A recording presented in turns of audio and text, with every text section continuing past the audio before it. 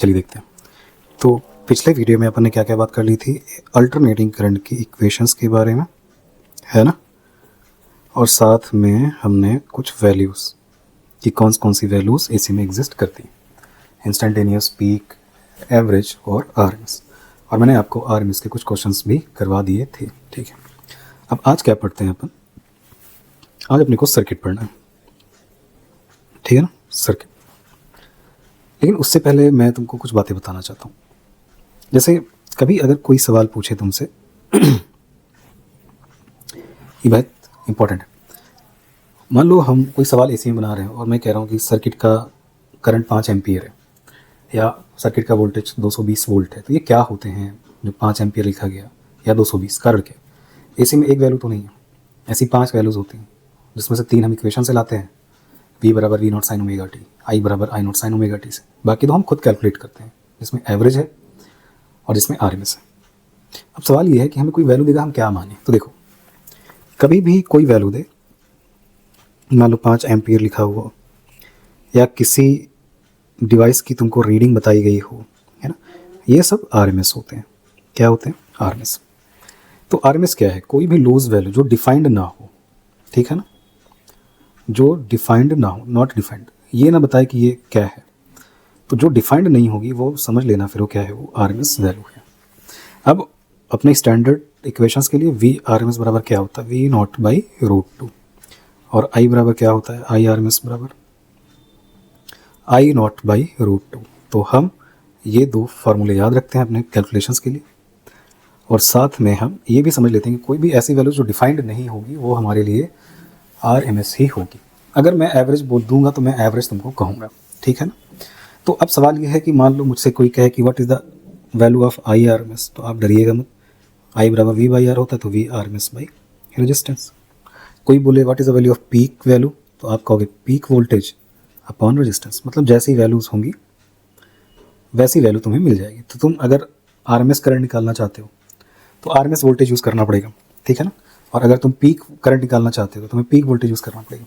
मान लो पीक दिया है, आरएमएस चाहिए, तो यहाँ से भी निकाल सकते हो, ठीक। तो जैसा काम करना होगा यहाँ से तुम कर सकते हो। पीक दिया है, आरएमएस निकाल सकते हैं यहाँ से, आरएमएस दिया है, पीक निकाल सकते हैं। यहाँ अगर तुम्हें आई आरएमएस निकालना है डायरेक्टली वोल्टेज से, तो हमें वी आरएमएस चाहिए। पीक निकालना है तो पीक वोल्टेज से पीक करंट आती है, आरएमएस वोल्टेज से आरएमएस करंट। तो जैसा वोल्टेज होगा बिल्कुल वैसी क्या आ जाएगी, वैसी करंट आएगी। जैसा वोल्टेज वैसी करंट, ठीक, ध्यान रखिएगा। तो इंटर कन्वर्जन भी है यहाँ से तुम क्या कर सकते हो, यहाँ से तुम चीज़ों को एक दूसरे में इंटर कन्वर्ट कर सकते हो, और यहाँ से तुम किसी भी वैल्यू को कैलकुलेट कर सकते हो। तो ध्यान रखिएगा इसका। कई बार हम कैलकुलेट कर लेते हैं, कई बार इंटर कन्वर्जन कर लेते हैं, ठीक। कोई भी लूज वैल्यू हो, लूज वैल्यू का मतलब वैल्यू दे दी गई है लेकिन डिफाइंड नहीं है, तो अगर डिफाइंड नहीं होगी तो हमेशा क्या मानोगे, आरएमएस। मैं कहूँ एक सर्किट में करंट 5 एम्पियर की अल्टरनेटिंग करंट है, तो तुम आरएमएस करंट ही फील करोगे, ठीक। चलो अब क्या करते हैं, अपना वो सबसे इंपॉर्टेंट काम करते हैं जिससे हमें बहुत सारे क्वेश्चंस मिलने वाले हैं, ठीक ना। तो ऐसी बहुत बड़ा काम नहीं करना। अगर तुमको प्रीवियसली आता है तो तुम शॉर्ट डाउन कर पाओगे बहुत ईजिली कि हाँ ये टॉपिक कैसे करना है। अब आओ एक एक सर्किट पढ़ते हैं। The first is pure resistive circuit. Pure resistive circuit का मतलब होता है कि सिर्फ रेजिस्टेंस है। तो एक रेजिस्टेंस ले लिया, सपोज करो वैल्यू आर ले ली, और एक एसी वोल्टेज अप्लाई कर दिया। वोल्टेज का जो इक्वेशन दी है उन्होंने, V naught sine omega t, ठीक। वोल्टेज लगातार अल्टरनेटिंग है, तो बात वही जो पहले लेक्चर की होती, पहले वीडियो में, लगातार वोल्टेज चेंज होगा तो करंट भी लगातार चेंज होगी, ठीक है। अब सवाल है कि अगर ये वोल्टेज की इक्वेशन है तो आई बराबर क्या होता है। अगर मैं करंट की इक्वेशन चाहूँ तो आई बराबर होता है वी बाई आर, सही है ना। आई बराबर वी बाई आर। वी कितना है, V naught sine omega t upon R. अब इस टर्म को देखो, वी नॉट बाई आर क्या होता है, यहाँ से देखो, पीक करंट। तो V naught by R equal to peak current sine omega t. तो वोल्टेज की इक्वेशन से हमने करंट की इक्वेशन बना ली, ठीक। अब ये तुम्हारी वोल्टेज की इक्वेशन हो गई रेजिस्टिव सर्किट में, और ये तुम्हारी करंट की इक्वेशन हो गई। दोनों को ध्यान से देखो। जहाँ पे what is the value of I naught, तो तुम कहोगे आई नॉट बराबर वी नॉट बाई आर। मैं बोलूँ नहीं मुझे आई आर एम एस दे दो, तो मैंने आपको सिखाई दिया है आई आर एम एस बराबर V R M S by R, या वी आर एम एस नहीं गिवन तो आई आर एम एस बराबर क्या कर सकते हो, आई नॉट बाई √2। तो आई नॉट पता है तो आई आर एम एस भी निकाल लोगे। तो जैसा काम करना होगा यहाँ पे कर लो। अब देखो फेज देखते हैं। वोल्टेज का भी फेज ओमेगा टी है और करंट का भी ओमेगा टी है, तो दोनों का फेज क्या है, they are in same phase, है ना। तो अगर सेम फेज में है ऐसे ये होता है, सेम फेज में अगर है तो सेम फेज के लिए तुम्हें क्या करना होगा, डेल्टा फाई करोगे तो phi two minus phi one, किसी के एक फेज से दूसरे को हटा दो, तब चाहे वोल्टेज के फेज से करंट को हटा दो या करंट के फेज से वोल्टेज के फेज को, फाइनली आंसर क्या आ जाएगा, 0। इसका मतलब आया कि in resistive circuit, in pure resistive circuit, voltage and current are in same phase. वो किस में आ गए, वो एक ही फेज में आ गए।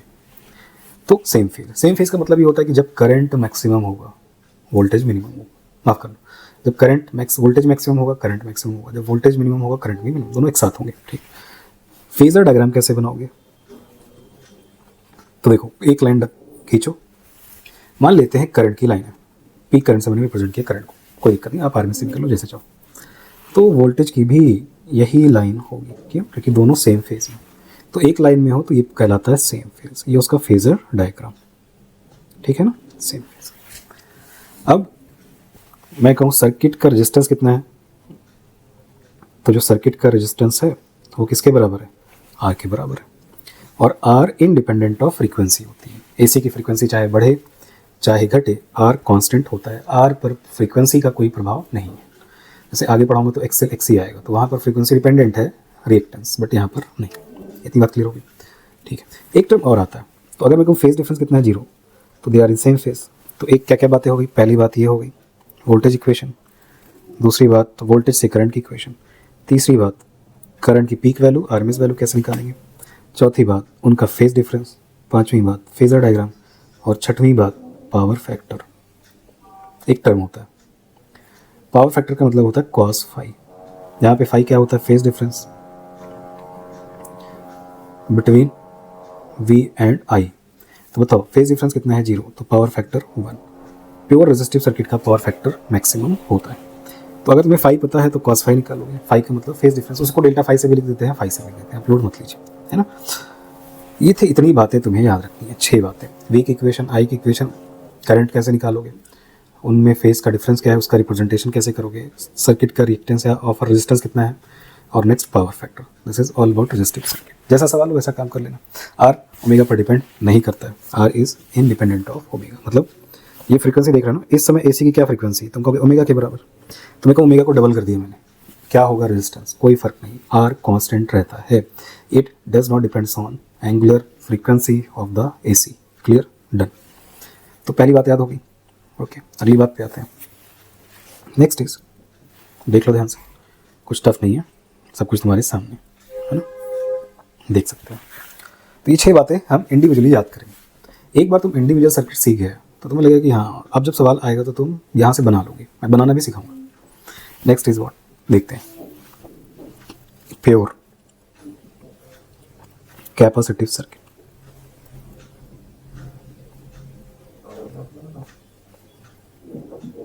क्या मतलब है, अब हम सिर्फ सी लेंगे,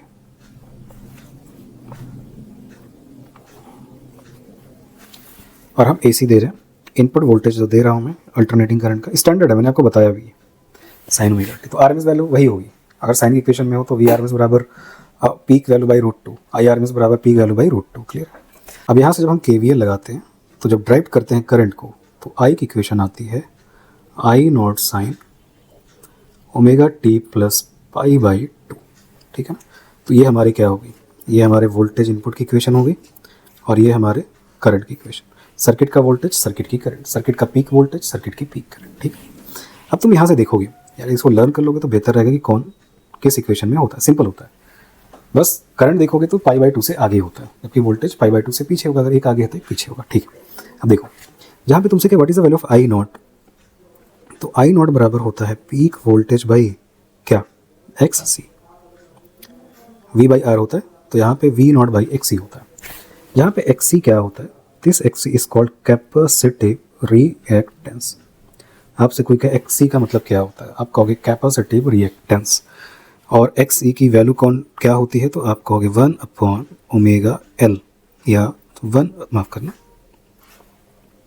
एल कहाँ से आ गया, 1/ωc या 1/2πfc। This is the value of capacitive reactance. ठीक है ना। तो तीन बातें हो गई, वोल्टेज की इक्वेशन, करंट की इक्वेशन केवीएल के यूज़ करके, पीक वैल्यू करंट की कैसे निकालेंगे, V/R होता है, R की जगह XC, इसको कैपेसिटिव रिएक्टेंस, इसकी यूनिट भी ओम होती है। मतलब ये भी करंट के फ्लो में अपोज करता है, लेकिन इसको रेजिस्टेंस नहीं बोलते हैं बल्कि कैपेसिटिव रिएक्टेंस बोलते हैं। As compare to resistance R constant होता है। मैंने डिस्कस किया कि R की वैल्यू ओमेगा पर डिपेंड नहीं करती। फ्रीक्वेंसी जो AC की है ओमेगा, वो चाहे ज़्यादा हो चाहे कम हो, उस पर R इंडिपेंडेंट। लेकिन यहाँ देखोगे कैपेसिटिव रिएक्टेंस जो करंट में अपोज करेगा वो ओमेगा पर डिपेंड कर रहा है। तो ओमेगा फ्रीक्वेंसी AC की जितनी ज़्यादा होगी XC उतना कम होगा। तो अगर मैं कहूँ ग्राफ कैसा होगा XC और ओमेगा या F के बीच, तो तुम कहोगे रेक्टेंगुलर हाइपरबोला। जैसे जैसे ओमेगा बढ़ाऊंगा वैसे वैसे कैपेसिटिव रिएक्टेंस डिक्रीज करे। मतलब अलग अलग ओमेगा पे ऑफर रेजिस्टेंस भी अलग अलग होता है कैपेसिटर का। उम्मीद है बात तुम समझ पाओगे। तो इक्वेशन क्या है, V बराबर V naught sine omega t, I बराबर I naught sine omega t plus π/2। Resistance में करंट वोल्टेज के सेम फेज में होती है, यहाँ π/2 का फर्क दिख रहा होगा। ठीक है। अब एक सवाल पूछते हैं फॉर DC करंट। देखो DC का ओमेगा क्या होता है, जीरो, फ्रीक्वेंसी जीरो होती, घूमती तो है नहीं। तो DC अगर ओमेगा जीरो रखता है तो वो उसके लिए XC की वैल्यू क्या हो जाएगी, इन्फिनिटी। मतलब capacitor block DC, capacitor DC को अपने में से जाने नहीं देता। मतलब अगर किसी सर्किट में कैपेसिटर लगाया और तुमने DC करंट उस सर्किट में भेज दी, तो जिस ब्रांच में भी कैपेसिटर होगा उस ब्रांच से कोई करंट फ्लो नहीं होगी, क्योंकि उसके लिए वो अपना रेजिस्टेंस इनफाइनाइट कर देता है। फॉर हाई फ्रीक्वेंसी AC, मतलब लगभग इन्फिनिटी हो जाए फ्रीक्वेंसी बहुत ज़्यादा, तो XC की वैल्यू जीरो हो जाती है, कोई अपोज नहीं होगा। मतलब capacitor bypass high frequency AC, capacitor high frequency AC को बाईपास कर देता है। क्लियर, इतनी बातें हुई। तो वहाँ पे R कांस्टेंट है, यहाँ पे XC वेरिएबल है, it depends on omega, but R is doesn't depends on omega और F। ठीक, चलो तो पहली बात ये हो गई, देखते चलो ताकि मैं मार्क करता चलूँ। पहली बात ये हो गई, दूसरी बात ये हो गई, तीसरी बात ये हो गई, चौथी बात ये हो गई, और पांचवी बात XC और ओमेगा का रिलेशन हो गया। ठीक, नेक्स्ट बात पे आते हैं, फेजर डायग्राम। अगर तुम फेजर डायग्राम में आओगे, ठीक है ना,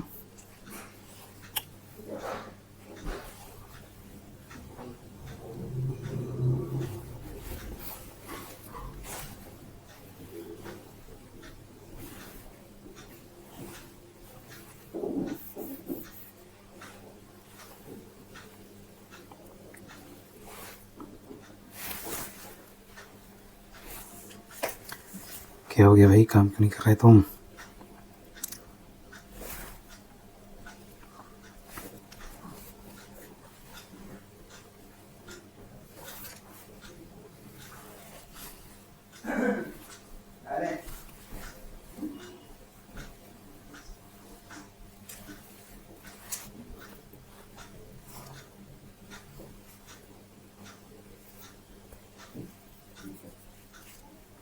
ठीक है, अब नेक्स्ट आते हैं फेजर डायग्राम।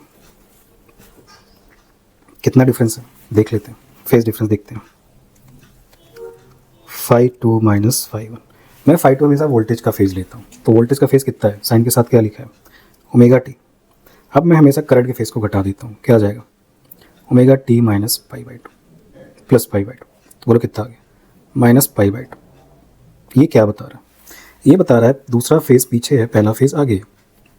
दूसरा फेज वोल्टेज का था, पहला फेज करंट का है। तो बोलो ये पीछे मतलब वोल्टेज क्या कर रहा है, लैग्स टू करंट बाई π/2, या क्या लिख सकते हो, current leads to voltage by π/2। बात एक ही है, चाहे पहली चीज़ बोल दो चाहे दूसरी, कि वोल्टेज पीछे है 90 डिग्री या करंट आगे है 90 डिग्री। तो डायग्राम कैसे बनेगा, अब तुम कैसे भी बना सकते हो। एक लाइन मैंने खींची करंट की थी, is a phasor diagram of current. तो वोल्टेज क्या होगा, पीछे, पीछे मतलब तुम्हें अब क्लॉकवाइज बनाना पड़ेगा, पीछे clockwise, this is V, angle कितना π/2। अगर ये वोल्टेज आगे होता तो मैं करंट से एंटी क्लॉक बनाता, मतलब जो लीड करते हैं वो एंटी क्लॉक पर होने चाहिए और जो लैग करते हैं वो क्लॉकवाइज पीछे होने चाहिए। ठीक बात, एंटी क्लॉकवाइज में तो एंटी क्लॉकवाइज सेंस में चलोगे बनाओगे तो वो लीड करेगा, क्लॉकवाइज में चल के बनाओगे तो वो लैग करेगा। ठीक, तो लैग है। ये फेजर डायग्राम हो गया। क्या इतनी बातें क्लियर कर लोगे तुम? बिल्कुल, हमें सब पता है। तो रेजिस्टेंस के साथ कंपेयर करोगे तो वहाँ सेम फेज था, यहाँ 90 डिग्री का फेज है, वहाँ करंट वोल्टेज सेम फेज है, यहाँ 90 का फेज है, यहाँ वोल्टेज पीछे है, करंट आगे है, वहाँ रेजिस्टेंस आर था, यहाँ एक्सी है। आर कांस्टेंट होता है, एक्सी वेरिएबल होता है, डिपेंड्स ऑन ओमेगा 1/ओमेगा सी। सी क्या है? कैपेसिटेंस। क्लियर हो गया? बिल्कुल। Next is power factor. Power factor का मतलब कॉस डेल्टा फाई या कॉस फाई। फाई क्या है? Phase difference between V and I, 90 degree. Cos 90 कितना होता है? 0। पावर फैक्टर 0 मतलब क्या? There is no power loss. Power loss capacitor पे नहीं, मतलब कैपेसिटर पावर को कंज्यूम नहीं करता, वो कोई हीटिंग इफेक्ट शो नहीं करता है, तो वो कोई पावर लॉस भी नहीं करता। तो कभी आपसे पूछे प्योर कैपेसिटिव सर्किट है, बताइए कितना पावर लॉस होगा, आप कहेंगे 0। ठीक है ना? प्योर कैपेसिटिव सर्किट का पावर लॉस आप कहेंगे 0। ठीक बात है। चलिए, ये हो गया कैपेसिटिव सर्किट। तो रेजिस्टेंस का एक बार नोट डाउन कर लो, समझ लो phasor diagram, phase difference. Capacitor में चले आओ, देख लो। नेक्स्ट आते हैं pure inductive circuit, circuit number 3। अब क्या बनाएंगे अपन? इंडक्टर। ये अपना इंडक्टर हो गया, ये अपना एसी हो गया। इंडक्टर की वैल्यू सेल्फ इंडक्टेंस है। तो इंडक्टर एक डिवाइस है जो करंट के चेंज का अपोज करती है। आप एसी डाल रहे हो तो अपोज तो करेगी। क्या इनपुट है वोल्टेज का? V बराबर V0 साइन ओमेगा टी। तो करंट की जब इक्वेशन बनाते हो तो I बराबर आता है I0 sign omega t minus π/2। अब समझ लो ध्यान से, जब हम यहाँ KVL अप्लाई करते हैं और जब इंटीग्रेट करते हैं KVL अप्लाई करके, तो हमें ये इक्वेशन मिलती है कि करंट हमें पीछे दिखती है जबकि वोल्टेज आगे। इसका फेज डिफरेंस φ2 और इसका फेज डिफरेंस φ1। साइन के साथ जो भी होता है फेज डिफरेंस, फंक्शन सेम होगा, डिफरेंस घटा दो, फेज डिफरेंस मिल जाएगा। ये 2 इक्वेशंस है। अब 3 इक्वेशंस टोटल मिल गई। एक तुम्हें मिली, वोल्टेज तो तीनों में सेम रहा। अब करंट का देख लो, करंट आर में सेम फेज पर होता है, कैपेसिटर में π/2 आगे होता है तो प्लस π/2 होता है, इंडक्टर में π/2 पीछे होता है तो करंट में माइनस π/2 होता है। ठीक, चलो व्हाट इज I0? अब यहाँ होता है करंट बराबर वोल्टेज अपॉन रेजिस्टेंस, तो यहाँ तो पीक वोल्टेज तो रहेगा सर्किट का, लेकिन अब यहाँ XL होता है। What is XL? तो अब इसी के बारे में बात करते हैं। इट इज कॉल्ड इंडक्टिव, वहाँ कैपेसिटिव रिएक्टेंस था, इसको बोलते हैं इंडक्टिव रिएक्टेंस। इसकी भी यूनिट ओम होती है। तो यहाँ ऑफर्ड रेजिस्टेंस 3 तरह के होते हैं, आर, XC, XL। रजिस्टर का R होता है, कैपेसिटर का XC होता है, इंडक्टर का L होता है, और तीनों ही करंट के फ्लो में अपोज करते हैं, तीनों की यूनिट सेम होती है। अब सवाल है what is the value of XL? ठीक है ना? तो पहली बात क्या हो गई? दिस इज द फर्स्ट बात, दिस इज द सेकंड बात, थर्ड बात में XL को डिफाइन कर दिया। आगे बढ़ते हैं। What is XL? XL बराबर ओमेगा L या 2πfL। इसका मतलब है XL भी ओमेगा पर डिपेंड करता है, XC भी डिपेंड करता है, XC इन्वर्सली डिपेंड करता है डायरेक्टली, मतलब XL is directly depends on omega और F। ग्राफ बनाइए। तो अगर मैं XL का ग्राफ ओमेगा या फ्रीक्वेंसी के साथ बनाऊंगा तो स्ट्रेट लाइन, जैसे जैसे फ्रीक्वेंसी बढ़ेगी XL भी बढ़ेगा। तो अलग अलग फ्रीक्वेंसी के लिए अलग अलग XL होता है। नीट में सवाल आया हुआ कि अगर हमने फ्रीक्वेंसी को डबल कर दिया तो अब इंडक्टिव रिएक्टेंस क्या होगा? तो अगर पहले 20 ओम था ओमेगा पर और तुमने डबल कर दिया 2 ओमेगा कर दिया, तो 20 से वो 40 ओम हो जाएगा। ध्यान रखना, कांस्टेंट नहीं होता है। ये बात होगी। वैल्यू कैसे निकालोगे? या तो ओमेगा L से निकालोगे या 2πfL से निकालोगे, जहाँ पे L क्या है? इंडक्टेंस है, self inductance. Omega angular frequency, F hertz में होती है। क्लियर हो गया? ओके, अब आते हैं फेज पर। Phase difference delta phi, delta phi बराबर φ2 माइनस φ1। φ2 किसका? वोल्टेज का फेज कितना है? ओमेगा टी माइनस करंट का फेज ओमेगा 1 कितना है? φ1 omega t minus π/2। Omega t minus में आ गया, प्लस आ गया, प्लस क्या आ गया? π/2। प्लस क्या बता रहा है? प्लस बता रहा है कि दूसरा फेज आगे है, पहला फेज पीछे है। तो दूसरा फेज किसका था? वोल्टेज का। तो वोल्टेज क्या कर रहा है? Voltage leads to current by π/2, या इसी को क्या लिख सकते हैं? या इसी को लिख सकते हैं और current lags to voltage by π/2। दोनों बात एक ही, पहली बात कह दो या दूसरी। अगर मैं 90 डिग्री आगे हूं तो अब इसी बात है दूसरा 90 डिग्री पीछे है। ठीक है ना? ये हो गया। फेजर डायग्राम कैसे बनेगी? डायग्राम फेजर डायग्राम बनाना है तो एक तो तुम्हें पहले बनाना पड़ेगा। मैंने करंट को हॉरिजॉन्टल मान लिया कि करंट का डायरेक्शन हॉरिजॉन्टल है, तो फेज डिफरेंस 90 का वोल्टेज आगे है तो तुम्हें एंटी क्लॉकवाइज सेंस में करंट के चलना पड़ेगा, 90 डिग्री पर वोल्टेज इक्वेशन बना देंगे। This is a phasor diagram of the V I curve for inductor. ये बता रहा है वोल्टेज लीड कर रहा है, करंट लैग कर रही है। क्लियर हो गया? हो गया। अब अगली बात आते हैं, व्हाट इज पावर फैक्टर। तो पावर फैक्टर होता है cos delta five. Phase difference कितने का था? 90 का। डेल्टा फाइव का मतलब फेज डिफरेंस, कॉस 90 कितना होता है? 0। तो यहाँ भी पावर फैक्टर 0, मतलब there is no power loss. तो कैपेसिटर और इंडक्टर पावर का लॉस नहीं करते। पावर के लॉस की जिम्मेदारी सिर्फ और सिर्फ रेजिस्टेंस पर होती है, कैपेसिटर और इंडक्टर पर नहीं। इसलिए प्योर सर्किट्स में हमेशा इंडक्टर और कैपेसिटर में पावर फैक्टर 0 ही होगा।